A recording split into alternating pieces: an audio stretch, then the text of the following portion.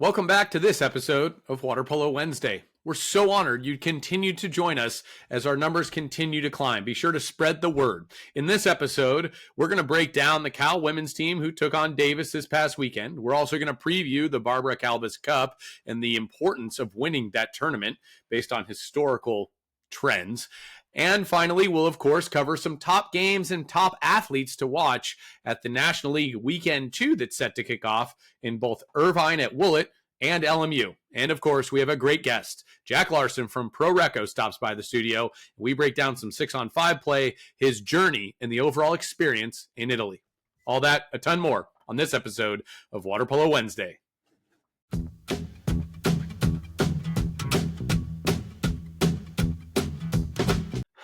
Ka-chow! Welcome back, everyone, to Water Polo Wednesday with Wes and Clay.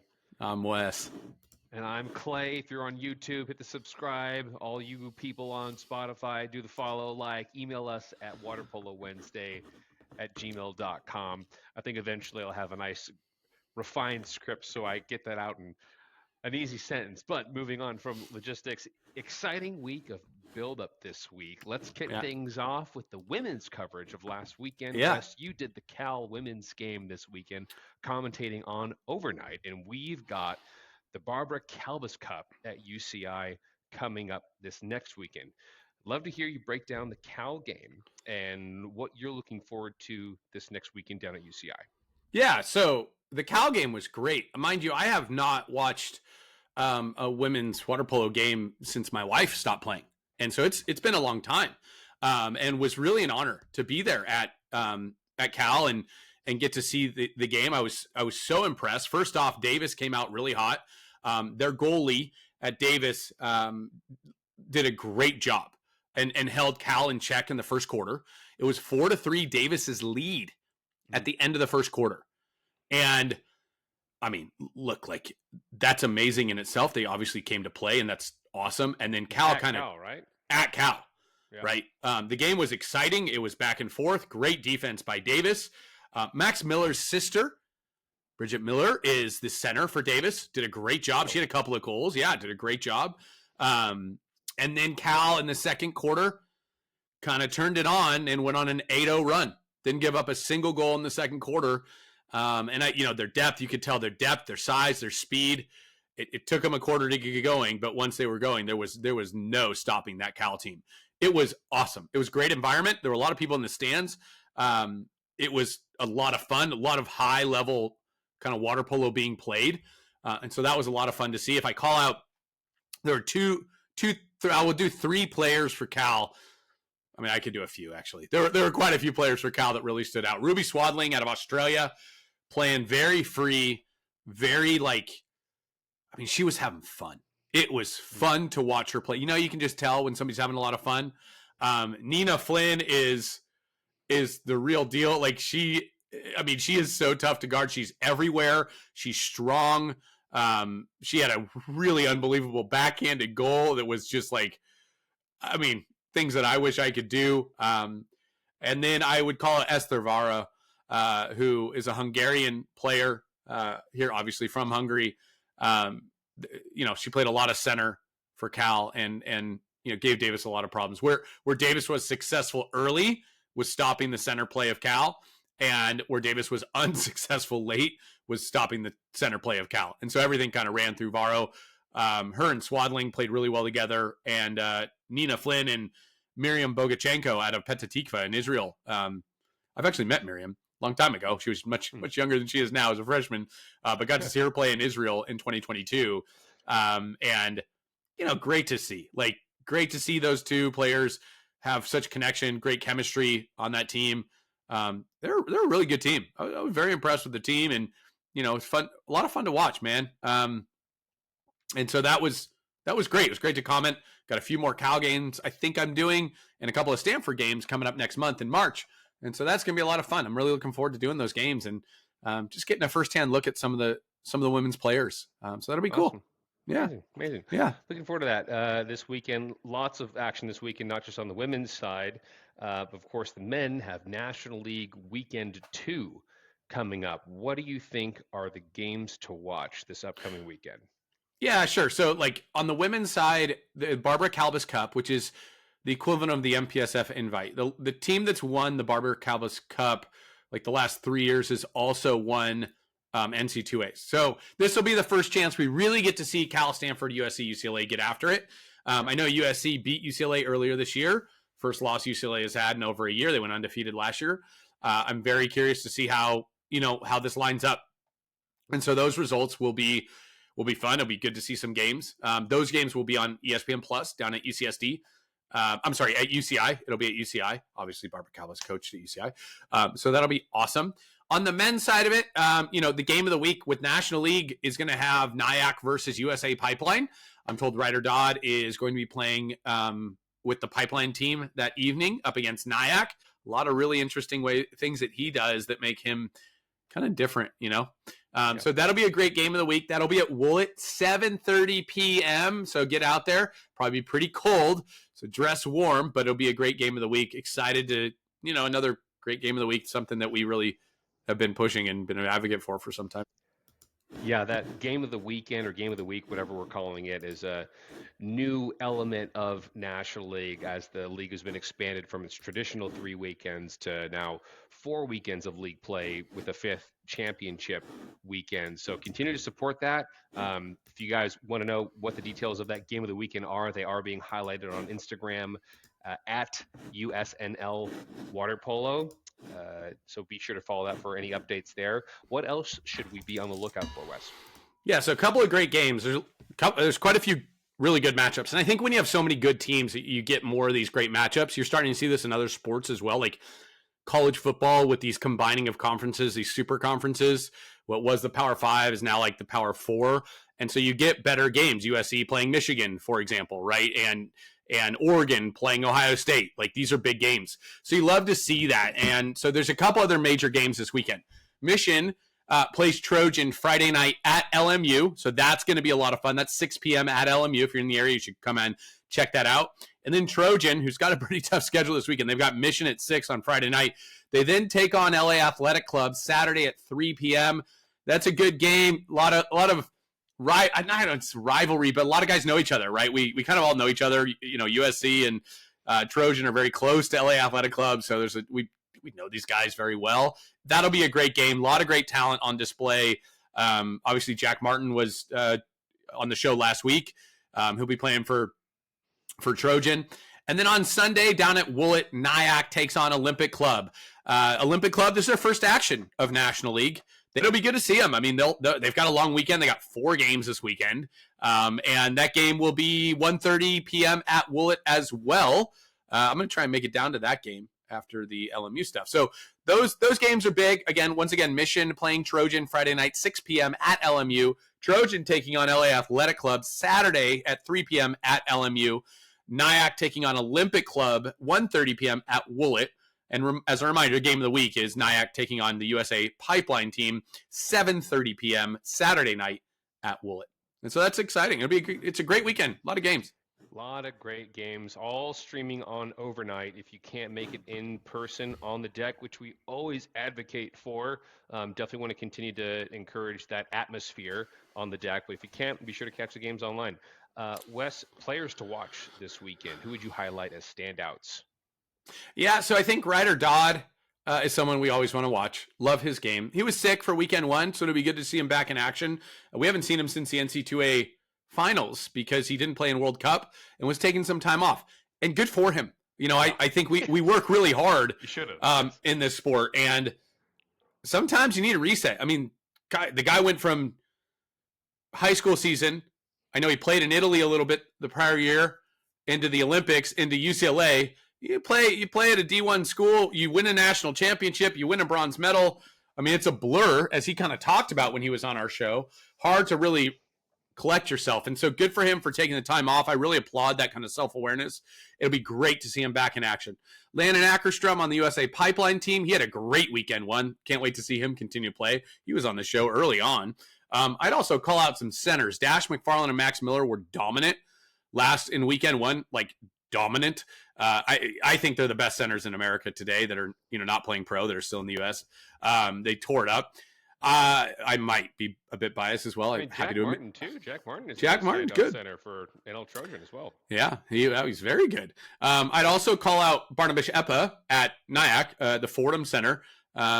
He's a very physical guy, one of the more physical centers, I believe, in the country. And so he was player of the game for Nyack in one of their games last weekend, which was awesome. And Rafa Vergara will be gracing us with his presence. He was not there this past weekend at weekend 1. He'll be at weekend 2. So we'll see if those guys can kind of rally Nyack past the USA Junior team and Olympic Club over the weekend. So a lot of great action there. Okay, definitely. A lot of great action on tap. Let's see how things grow and as the media continues to grow around it. So now let's transition into this week's Pro Recco recap. Wes, what's the topic for it today? Yeah, so love this segment. It's our newest segment on the show. Today we're going to look at a transition play that leads to a 6-on-5 and a great goal.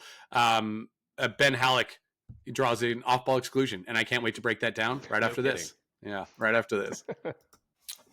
Today's episode of Water Polo Wednesday is brought to you by Prep to Play Sports. At Prep to Play Sports, we believe every young athlete deserves the tools and support to unlock their full potential and stand out in the competitive world of college sports. Prep to Play Sports is a platform specialized for water polo players, offering personalized game film reviews, custom training, nutrition plans, and recruiting guidance, all from Division I athletes, strength and conditioning coaches, and nutritionalists. By connecting athletes with experts who know what it takes to succeed, Prep to Play Sports helps players take their game to the next level to secure their dream recruiting offer. Visit prep2playsports.com to learn more. And remember, that's prep and the number 2 playsports.com.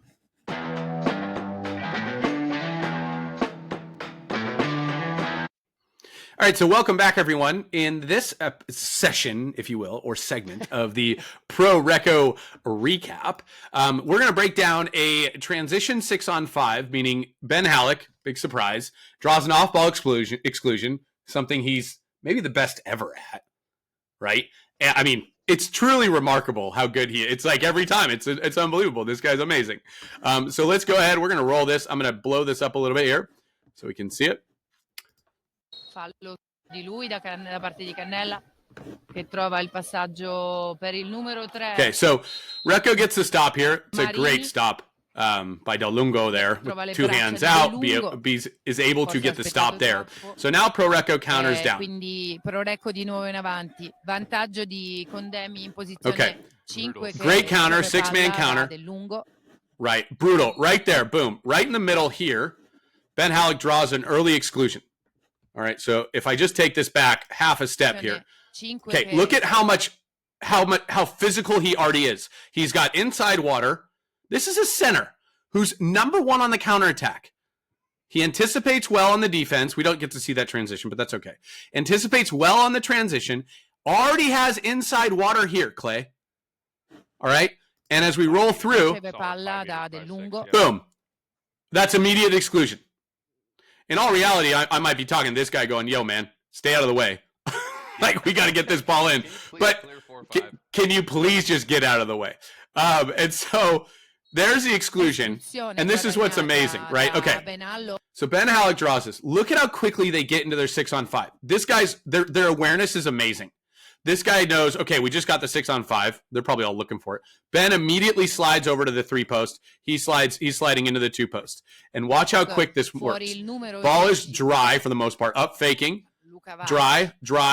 Passing, faking. Now, what I love about this, and this is something that every coach ever has told me to do, and every team I've ever been on, every player is attacking the cage. Every player makes a good fake and is looking at the goalie, which forces the goalie to honor them. These guys are all great shooters, but more than that, they're real threats. You can be a great shooter and not a real threat, and the goalie's not going to honor you.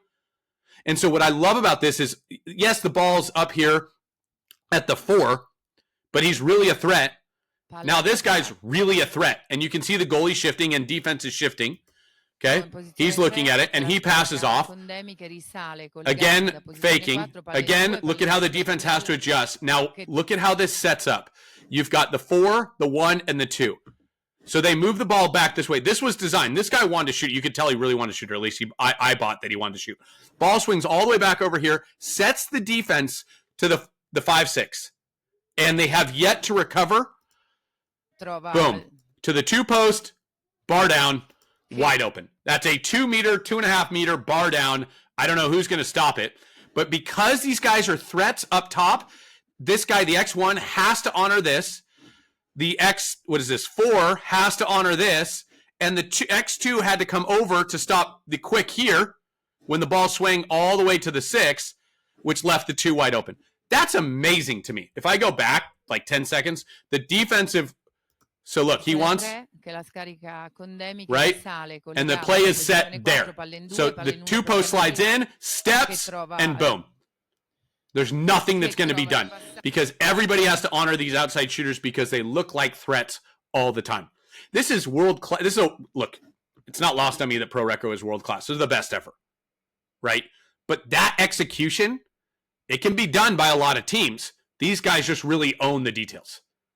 It's truly amazing to watch this. I mean, I love it. And they're not wasting passes. The ball is always dry. Everybody's a threat. And they force the defense to work. And the biggest thing, post movement, 2-post, 3-post movement. Everybody's worried about Ben Halleck at the 3-post. So X2 has to jump. 2-post is wide open. Yeah. It comes down a lot to fundamentals usually. Who's doing the fundamentals the best? 4 position, feels the body's coming at him. So he just pulls out. 2-post recognizes that, fills that water right behind him, wide open. Also, how many passes were made in that position? So even though every single 7. player 6, 7. is a threat to the cage when they get the ball, they still have enough patience to move it all around. Every single perimeter position touches the ball at least once, which I personally love to see. So when you combine that with every single shooter being a real threat, defense has to make decisions, and it's in that decision-making process where you find that actual open man. Great to see. Yeah, I love it. I love good fundamentals like that. That is doesn't require an immense amount of athleticism. That's more of a technical win, I would call it. Yeah. Right? You're not looking at somebody who's just out muscling somebody else. The 2-post does well the push, gets off, follows that X4 out, and is able to into the space. So he's moving himself open without the ball. That's more of a technical win. Because quite candidly, he does go bar down, which that's kind of really sweet. But at the end of the day, anybody can move into space. You don't have to, you may not be able to shoot bar down, but anybody can move into space and attack. And so I love that. I think that's just a super cool example of what great water polo is. Yep. Speaking of Pro Recco, our guest for this week, next up, we have an amazing interview with Jack Larson coming up next.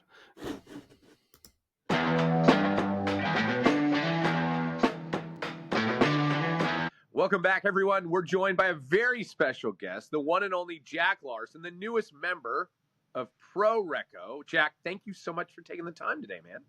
Hey, thanks for having me. It's a pleasure. Of course. Yeah, it's good to see you. And look, you've had an incredible journey. There's a lot to talk about with the Pro Recco piece. Would love to learn. Look, there's not a lot of players that do what you just did, where you go from winning a national championship to playing at Pro Recco, the greatest club ever in water polo. Talk to us. Let's wind it back. You spent 4 or 5 years at UCLA. Talk to us about that experience and capping it off with a national championship. I mean, you guys were great this year. Would love to hear a little bit about that. Yeah, no, I mean, it was it all happened so fast, because I was so focused on the end of the season, and then all of a sudden I'm in Italy, and just thinking back to it all, it was a crazy journey. A lot of ups and downs, but I mean, overall a great experience. It made me the man I am today. All the friendships I made, all the life lessons. It was really amazing, and yeah, it was. Going back to freshman year. I wasn't the highest recruited athlete. I wasn't really on anybody's radar. But I find that hard to believe, Jack. You're 6'7" to play center defender. You're on somebody's radar. No, I was on. I was talking to UCSB, Pepperdine, Cal for a little bit. And then, so what happened with UCLA is Ryder Roberts was recruiting me originally. I got into contact with him, and then he stopped coaching. He moved on in his career, and so I remember sending him an email, and I didn't hear anything back, and I was like, oh man, like they don't want me, this, that. Like I was like, it's over. And I was super bummed. But my dad really, encouraged me to write another email to Jason and figure out what happened. Maybe, I found out Ryder, moved on, and I eventually reached out to Jack Rover, and he ended up coming to one of my games, and I called him every other week, really pushing to try to get my spot at UCLA. And, they took a chance on me. Again, I was 195. I was about 6'5" at the time, 6'4", not as tall as I am now. This skinny, scrawny kid, underdeveloped. I was fast and I moved well. No, I didn't have anything, my shot wasn't anything special. But yeah, they took a chance on me, and from there, I got to UCLA, and we had 10 guys in our class, and those are some of my best friends today. And we got there, and we were like, we want to change the culture and really put everything we had every day, and yeah, just become that gritty team, and obviously our goal was to win. And 2019, I redshirted, which I was actually excited to do because I was 195. I was always growing. I hit a big growth spurt in high school, so I tried to put on weight, but it was difficult.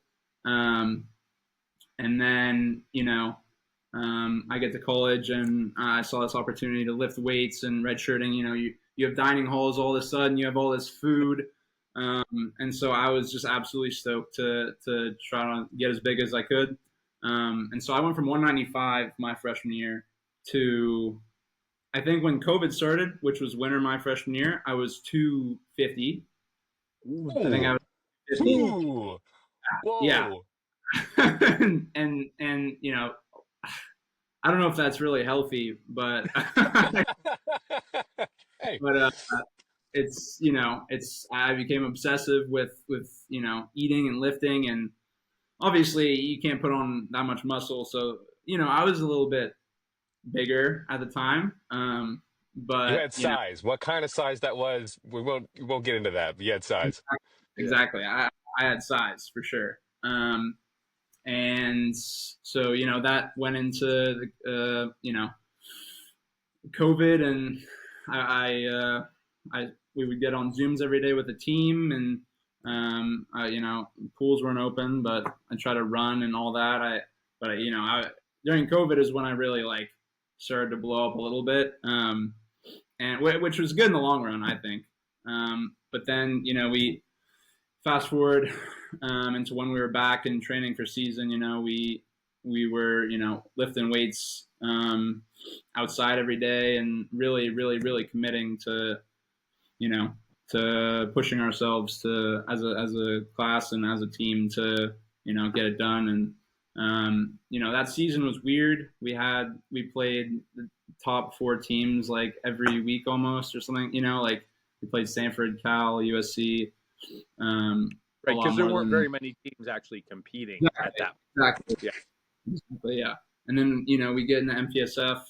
It was an all right run, but I think in MPSF we lost both games, and so we came out 4th. So usually, if you're 4th in MPSF, you don't make NC2As, but they made the exception this year with COVID that we would move on. All four teams would go, and so we go in that tournament, and it's tough to turn around from losing against, I think it was USC and Stanford that year, to going and, having the confidence to move forward. But we ended up getting it done at USC, against USC. And that was an all-time highlight, especially with that core group of guys. It was super surreal. It was weird not having anybody in the stands, you know, but you know, it was nice seeing everybody afterwards. And man, you know, it's something I'll have for the rest of my life, and I love those guys. And so the next couple of years, we didn't win. Obviously, we gave it our best. That class especially, man, we gave it our all every day. And we were really, we pushed each other in practice, and man, the bond you make suffering with guys like that is, it goes for life. So we lost to, I believe we lost to Cal, my junior year at home in the semifinals by 1 in double overtime, which is so tough, at the end of a long season, man. I mean, it's heartbreaking, and that sticks with me too. The next year, again, we fall short against USC in the semifinal. And that year was interesting because I don't know if you guys remember, but so this was my senior year. We're in the semifinal, and Adam calls a line or something.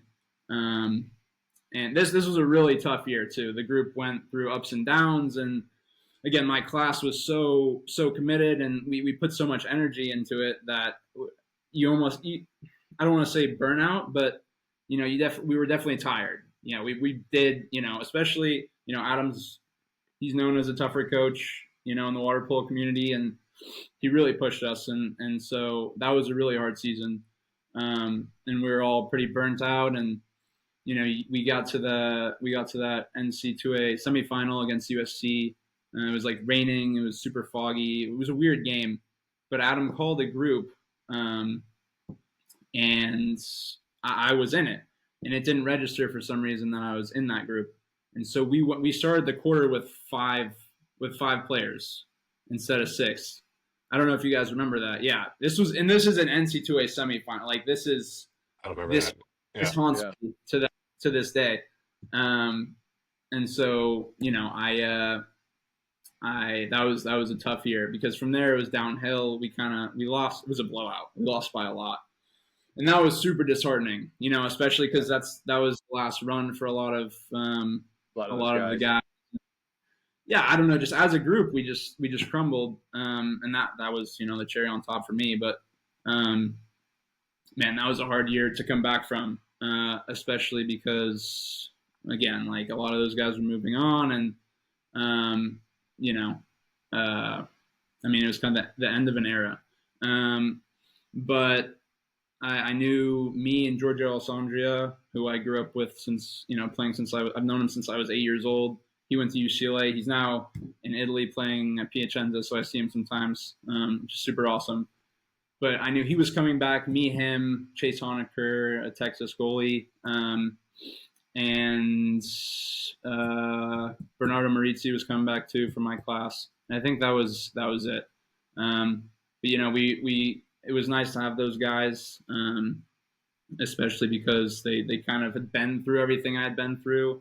They knew how to hold the standard, set the culture. And I had my brother as well. I think his first year playing was this year? Yeah, was not this year. Last year was my 5th year. 2023 was his first season, I believe. Sorry, I'm kind of rambling here, but that's okay, man. I love it. I love the detail. I love the fact that you remember all of this as well. I think we talk about this all the time. It's that journey we all go through together. And the bonding agent, how galvanizing struggle can be. And I think athletes in general remember details of our life that most people don't. And those types of things are because we're so present a lot of the time, I feel like, and we're so in it. And so this is amazing. So keep going, man. You're coming now in your senior year, now your final year. Well, Marizzi came back, and so that was 2023. And then talk through. Yeah. So then you had 2024, which is this past season. You guys end it with a championship. You only lost 2 games, one in MPSF finals and one to Stanford early. And so talk to us about that journey. I mean, you guys, no guarantees, right? But what Yeah. was that like this final year and wrapping up your college? I mean, that had to be like a pressure cooker release, getting through that and winning, bookending your career with championships. Well, again, it kind of all goes back to, that. I mean, from 2020 on, it was kind of a build up to this season for me because you get so close, you get so close, you get so close. Those seasons are grueling. It's one of the hardest things as an athlete. And mentally, physically, like everything. Yeah. And so again, you go back to 2023 season, we have a phenomenal year, undefeated. Rafa, right. Comes on a team, does phenomenal. He's a great guy. And we all really, as a team that year, that was one of my favorite years. It wasn't with the class I came in with, but I had my brother, super close team, and we just had fun every day, which I think is a huge part of, being successful is you got to have fun. And so we, have a great year, get down to it. We lose to Cal, again, and then Giorgio could have come back for a sixth year. But he, it's a lot. 6 years is a lot. It's a lot. You're an adult, right? Like you're at that point, you're 24-year-old is different than an 18-year-old coming out of high school. It's a very different world from your body, mentally, emotionally. You're in a very different place. Yeah, no, everything from that standpoint, it's really hard. And you've been through it 5 times before. I'm a little on the younger side. I'm more like Soren. I'm their class, but I kind of got to college early. I'm still 23, so it's I'm playing with 18-year-olds. I mean, Ryder, they did the math. Ryder Dodd was in. Man, this is funny. He was in like 8th grade when I first got to college, or 7th grade. 7th grade. So it's like it's a little no, it's fine. You feel better. When I was in college, you weren't born. So if that adds any perspective for you, that is perspective. But no, this we obviously have going into this season. I was the only sixth. No, that's not true. Only 6th year, from UCLA, but we had Aaron Vogenthaler from Davis, so he kind of knew what I was going through, and he had been through it. And Nico Tierney was a 5th year coming on, so we had it was a completely new team. Again, it was tough 5 years, or ever since 2020 that build up. It was a tough run for sure, but coming in this year, I had high hopes. We had Ryder, Chase, phenomenal players, just coming off a bronze medal. I mean, it's crazy. I was like, it's unreal. And then you have Aaron and all these guys, completely new team. We had, I think overall it was a fun season. There were definitely more ups and downs than the previous year. For me personally, I was sick for like 2 weeks, like bedridden in the beginning of the season. Yeah, because you weren't at the MPSF invite with the team. Oh, I was sick, 2 weeks fully in bed before that. And that takes a toll. Especially, I'm the kind of guy who needs to always be doing something, being active. Man, sitting in my room all day, every day, I go stir crazy super easily. So mentally, physically, I'm like, I feel weak. I'm like, man, it just sucks. It took a toll. And that was a struggle to come back from, for sure. So I was kind of dealing with that in the beginning of the season. Definitely not pressure, but you're the older guy. You want to lead by example every day. You got to show up. You got to be vocal. You got to, try to perform, at your highest level. And I definitely struggled with that a little bit too. I think putting a little too much pressure on myself from that perspective. But overall, it was a good season. We had that early loss to Stanford, and that was in the beginning when I feel like we were still figuring out how to play as a group. And again, Ryder Chase came back a little later because the Olympics and all that, and So it was a new team, and just getting that chemistry together, it took a little bit longer, but once we were dialed in, it was super fun. I mean, just winning, and No kidding. just in general is super fun for me. I mean, that's why that's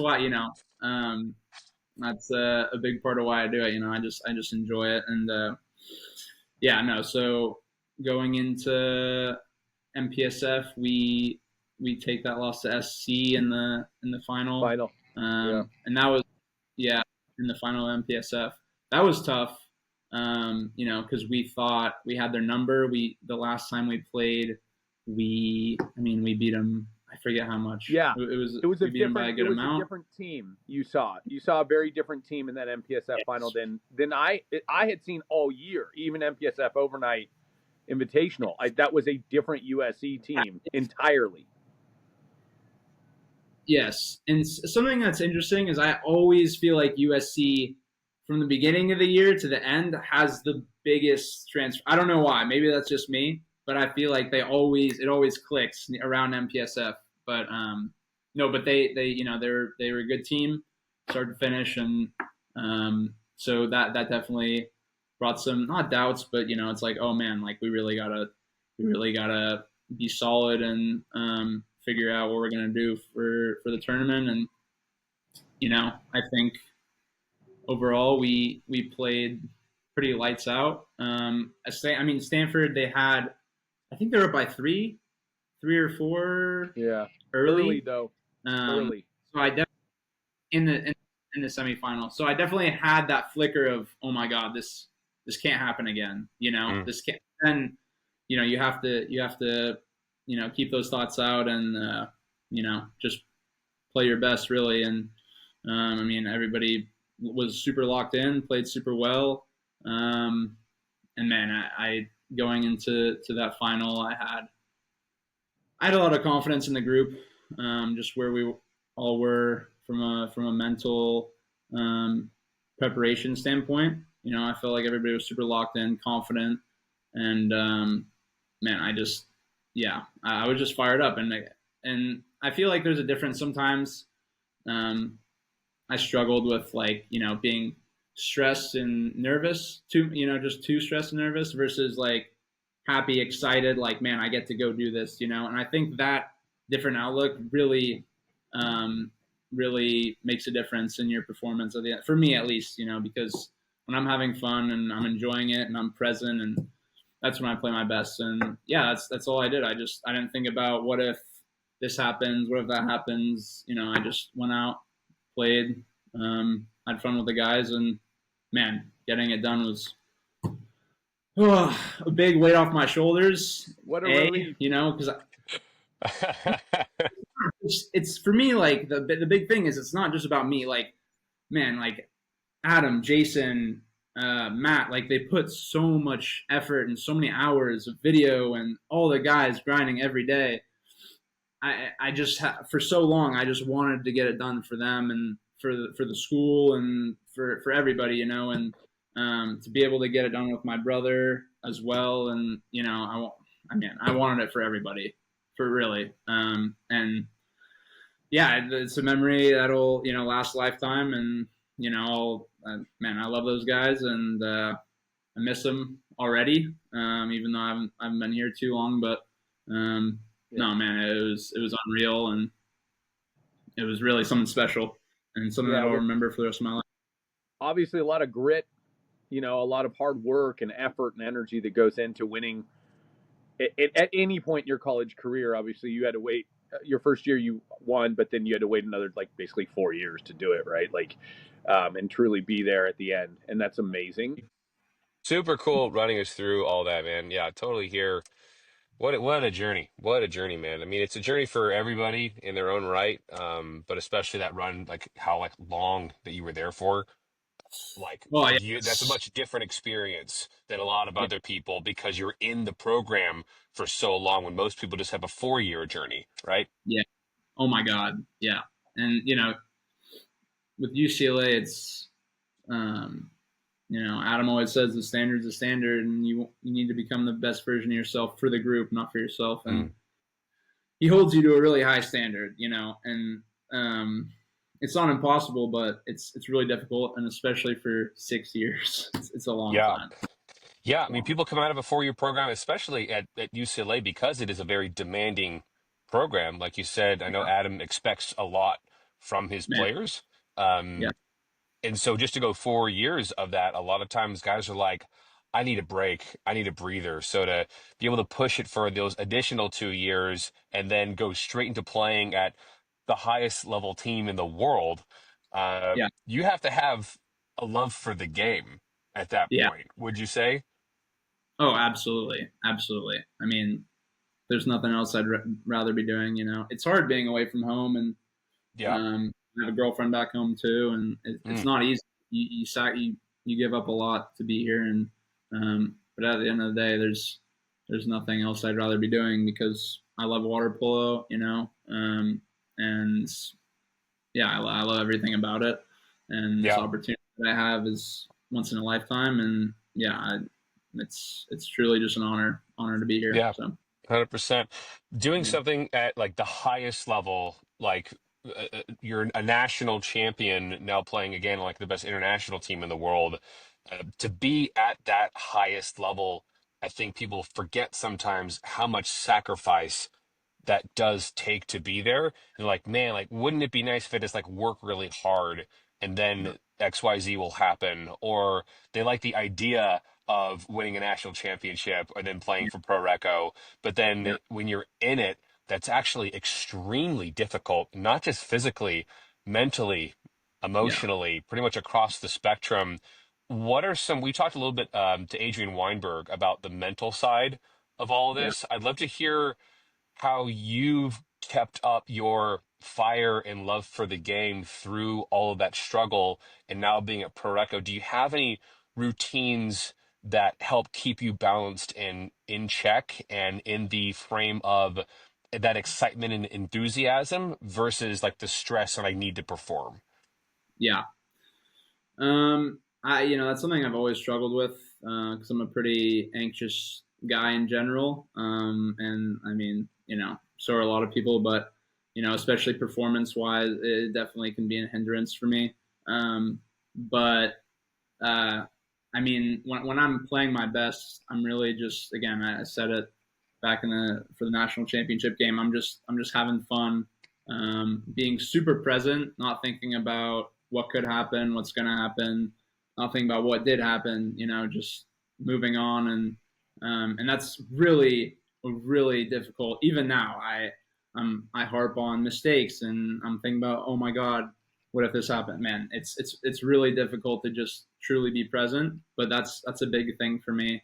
And in terms of routines, no, it's people. Yeah, no, it's a difficult life. Like even here, I mean, the people are amazing, food's amazing, but I practice twice a day, sometimes with weights. I'm always hyper focused on what I'm eating because, and again, I'm a pretty obsessive guy when it comes to these things. I have stretches I do every morning, every night, and that takes like 30 minutes. And then if you take into account, I have to, call my family, friend, like keep in touch with these people because the time zone is different.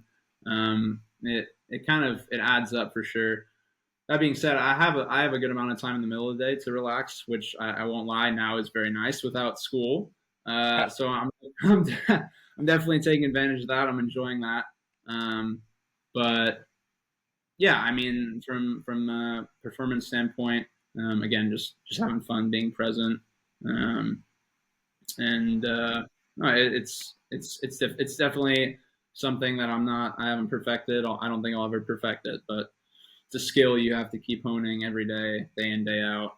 Sure. Yeah, and it's playing for UCLA was one thing. It's you have this pressure from whatever friends, family, alumni, like because you're representing something way bigger than yourself. And then here it's another challenge, and sometimes I'm like, oh my God, like this is one of the best teams in the world. Like, I have to be You're this. representing the United States Yes, to this team and to those leagues. Yeah. yes, everything. And I'm like, oh my God, like I have to, be this hold this certain standard, and I can't make mistakes. I can't do this. I can't do that. And it all comes back to just doing my best. That's all I can do, really, Yeah. truly, is just give 100% to each moment. And I think a big piece of that I use as a tool is just chunking, kind of. Whether it's a swim set or practices or whatnot, it's just like thinking about going one moment at a time. If you're doing like 10 ones, 100 at a time, one lap, one stroke, even, going into the game, just like really being present in each moment. Yeah. This pass, this Yeah, counter. Yeah. yeah. No, that's a big tool that I use to help me from a mental performance standpoint to a discipline standpoint. Again, just that presence. It's really Yeah. key. Yeah. Anchoring in the Yeah, action. You yeah. touched on this a little bit. I think a lot of people are curious. What is a day in the life of a Pro Recco athlete? You said that you build some blocks of stretching. You have to account for time zones to catch up with your family and your girlfriend. You have a Yeah, wide open afternoon. Like, can you walk us through like a Tuesday uh, of being yeah. on Pro Recco? I A mean, Tuesday. a Tuesday. I was going to say a day. I'm trying to help with specifics. Make it Tuesday. You Yeah, can do be Friday if you want, specific. A right? You Tuesday, can pick a Jack. day. You can Not a pick a day. Wednesday though. We don't talk on Okay. Wednesdays and Water Polo Wednesdays. Well, Actually, that's smart. That's smart. What do you do? Water Polo Wednesday. What do you do on a Wednesday? That's Yeah. a good segment. Walk us through your Wednesday. It's a good one. Well, what's nice here is everything's super close, and you don't really have like bakeries necessarily. I mean, you have bakeries in the U.S., but you don't have these. I don't know. They live their life like mastering how to make bread. You know what I mean? Like Yeah. croissants, like everything. Like they pour their hearts into bread. Yeah. Like it's that you have like everything's Uber, manufactured in the US, like whatever. It's so I wake up, I go get a croissant. It's amazing, super fresh. This town here in Surrey is beautiful, by the way. It's Hmm. just a different. Everything's much more relaxed. You have 3.5 hour meals. I don't know. It's just a different life. You have siesta in the middle of the day, which is like just a 2 hour period where everything's closed. It's just everything's more relaxed. Anyways, I keep going. Sorry, I keep going on these tangents, but I go get my croissant, the coffee.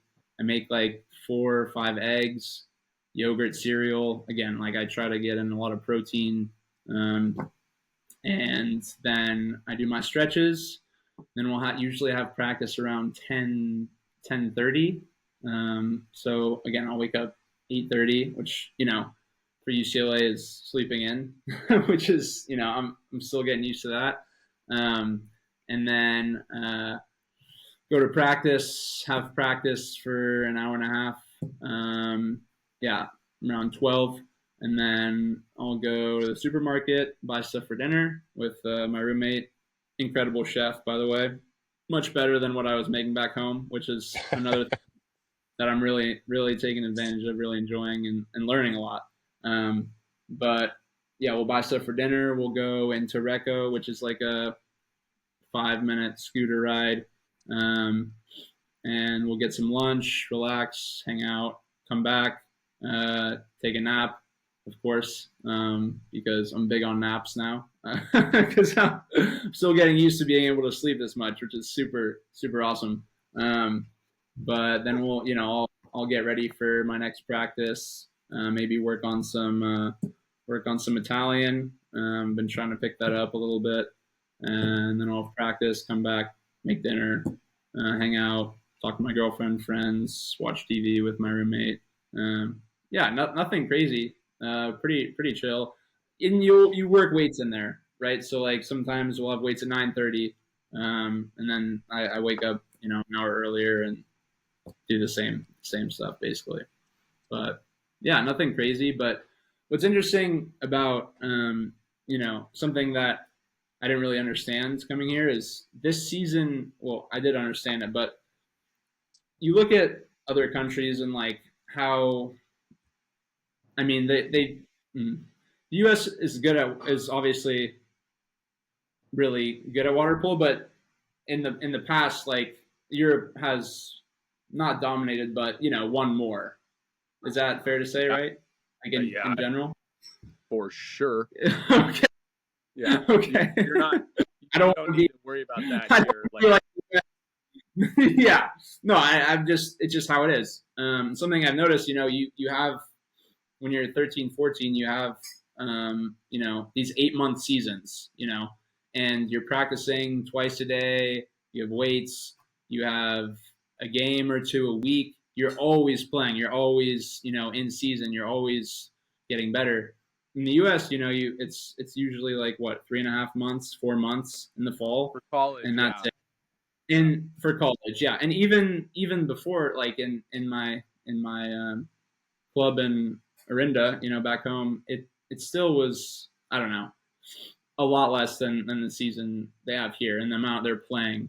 And so obviously in college you grind for that 4 months and it's really difficult. But when you come here, you don't necessarily have to do like these test sets every day and like really overtrain to the point where you're just like beyond exhausted, because you're always training. You're always, for basically the whole year, because you have your season with your club, and then you have national team mostly, So I mean, they're always playing, always getting better.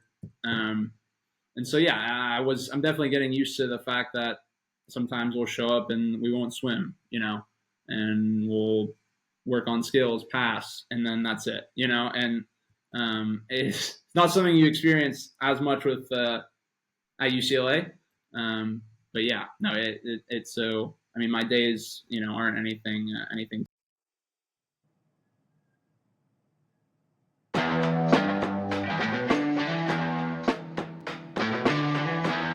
All right, so Jack, next question that's kind of on the mind here is around the difference, I would say, right? Like between playing for UCLA, NC2A, 3.5, 4-month season, you're now playing 8, 9 months a year, more or less a continuation of last season for you, but you'll play at a very high level now.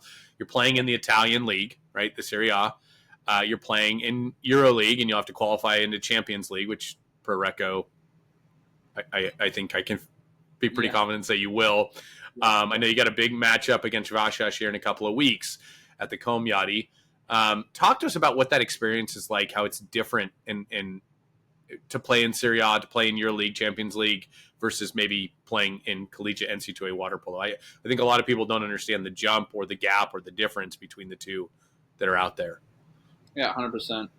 I mean, from a water polo standpoint, the pool is just longer now, which I enjoy, because I'm a one of the faster center defenders. It's kind of one of my one of my things. So I've been enjoying that. In terms of rules, there's a few differences in fouls and exclusions. I feel like sometimes, depending on the referee, I'm able to get away with more as a defender, and other times not as much. But it's definitely more physical. Which I enjoy. Sure. As of now, but no, it's definitely been a big leap. I mean, just the level of talent and the level of play here is a lot different. And the style of play, I think, is different as well. At UCLA, I wouldn't say, Adam doesn't like to use the word system, but there's a right way to do things, right? Here, it's not everything is exactly the same. The 5-man blocks are different. The style of how you play a zone, and I mean, we how we attack an M zone, like just fundamental things like that are different. So there's definitely a big learning curve in that sense. I mean, the other thing is here is there's a language barrier, which can be difficult. I'm trying to overcome that as best I can, but Duolingo will only get you so far. But no, but it's been really awesome, and just being able to learn from my teammates is huge. I mean, Francesco De Fulvio, Quindelli, I mean, all these, they're the top players in the world, and it's really amazing just to watch and be like, oh my god, like that was so cool. How can I try to replicate that? How can I learn from that? And yeah, no, it's been a really great experience, and the coaches too. Yeah, they've been super helpful and super amazing. So it's been a good transition, but different. Cool. For sure. Yeah. What was it like to score your first goal? Oh man. So we played Tbilisi. Yeah. My roommate's laughing at me because we played Tbilisi the first time, and the shot clock was winding down 3-2. I had no idea, and I thought I missed, but I guess I would. So you should not admit you didn't know that the shot clock was winding down. Just for future reference. Fair enough, but no, I didn't really. I thought I missed because the referee was whistling the other way. But I guess I did go in. The shot clock went out, and then again that same game, I did the same exact thing. So I was bummed, and that was my first game. That was my It was fun, but I was bummed I didn't get that. But yeah, we played them again in Georgia, and I was able to get a post goal in, and it was a really special feeling. But Adam always says, we can celebrate, but not. I don't know. I'm not used to it as much still, so I just kind of went back to the line. Yeah. And I was on to the next thing. Well, important to enjoy the moment, right? That's a pretty special moment.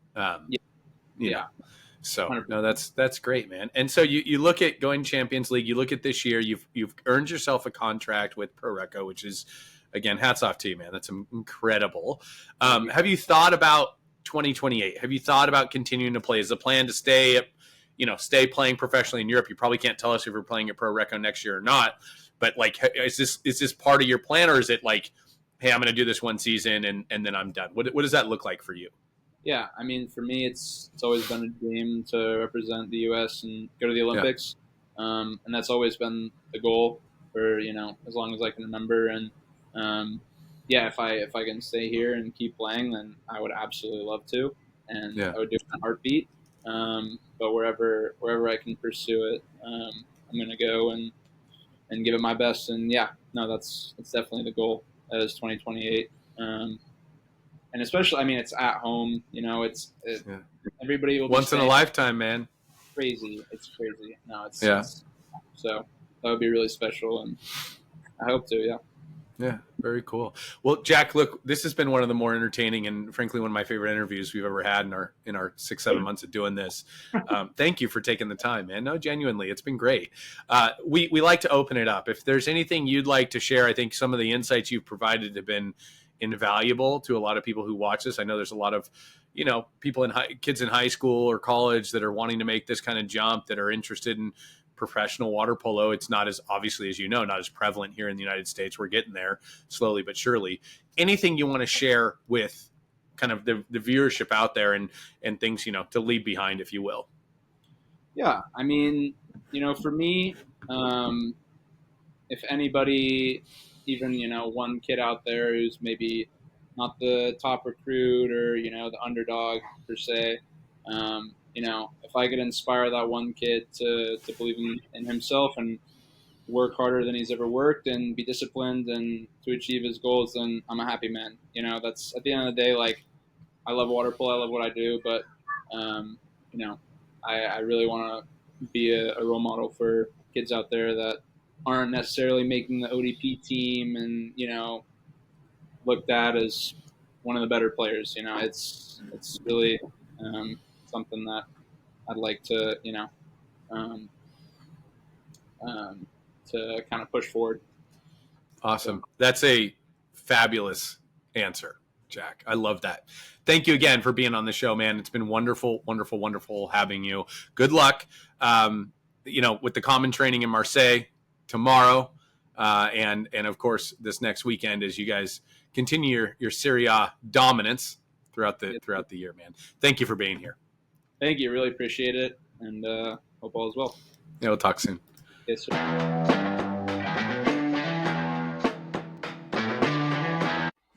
All right, everybody. Thank you so much for joining us for yet another episode of Water Polo Wednesday. That is a season 2, episode 8 wrap. Next week we should have updates on the results from National League Weekend 2 and the Barbara Kalbus Cup. Wes, anything else? Yeah, that was a great interview. Many thanks to Jack Larson for being here. Absolutely. And I think this next weekend of games is going to be great. I'm loving all the action. It's been awesome. So yeah. All right. Wonderful. And with that, you know how it goes. Life is short. Score goals. Score goals.